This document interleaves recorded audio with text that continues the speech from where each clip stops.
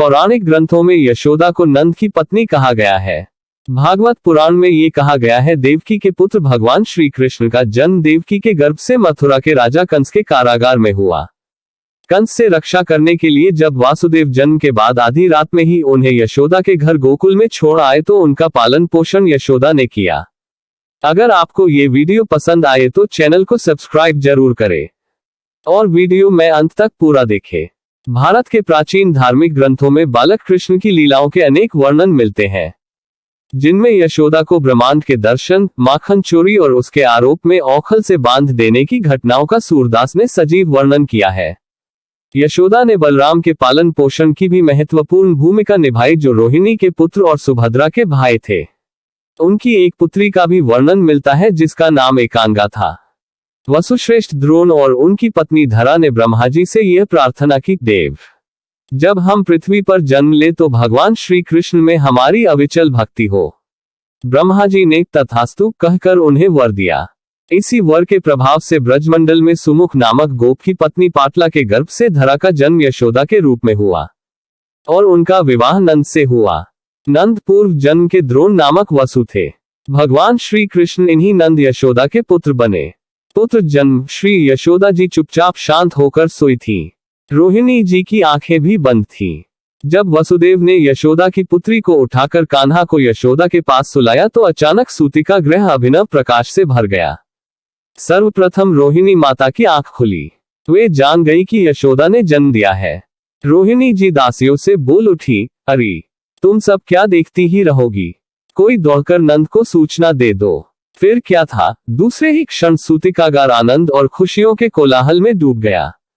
एक नंद को सूचना देने के लिए दौड़ी, एक दाई को बुलाने के लिए गई, एक शहनाई वाले के यहाँ गई। चारों ओर आनंद का साम्राज्य छा गया। विधिवत जातकर्म संस्कार संपन्न हुआ। नंद ने इतना दान दिया कि याचकों को और कहीं मांगने की आवश्यकता ही समाप्त हो गई। संपूर्ण ब्रज ही मानो प्रेमानंद में डूब गया।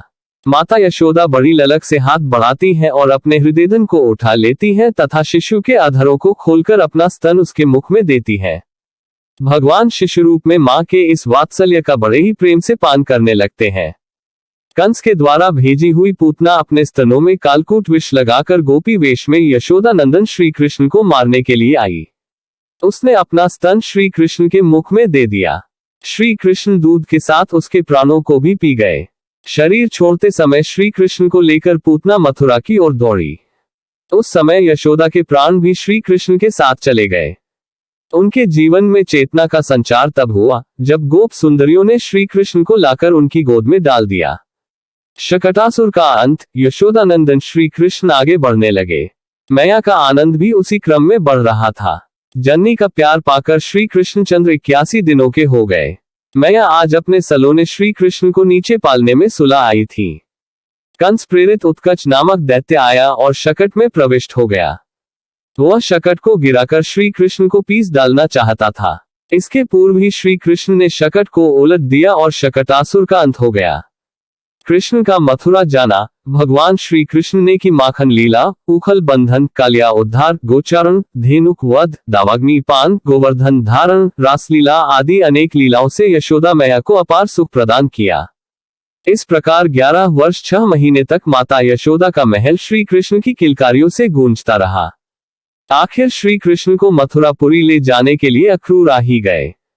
अक्रूर ने आकर यशोदा के हृदय पर मानो अत्यंत क्रूर वज्र का प्रहार किया। पूरी रात श्री नंद जी श्री यशोदा को समझाते रहे, पर किसी भी कीमत पर वे अपने प्राणप्रिय पुत्र को कंस की रंगशाला में भेजने के लिए तैयार नहीं हो रही थी। आखिर योगमाया ने अपनी माया का प्रभाव फैलाया। यशोदा जी ने फिर भी अनुमति नहीं दी, केवल विरोध छोड़कर वे अपने आंसुओं से पृथ्वी को भिगोने लगी। श्री कृष्ण चले गए और यशोदा विक्षिप्त सी हो गई। उनका हृदय तो तब शीतल हुआ जब वे कुरुक्षेत्र में श्री कृष्ण से मिली। राम श्याम को पुनः अपनी गोद में बिठाकर माता यशोदा ने नवजीवन पाया। अपनी लीला समेटने से पहले ही भगवान ने माता यशोदा को गोलोक भेज दिया। वीडियो पसंद आई है तो चैनल को सब्सक्राइब कर लाइक शेयर जरूर करें। तब तक के लिए जय श्री कृष्ण मित्रों।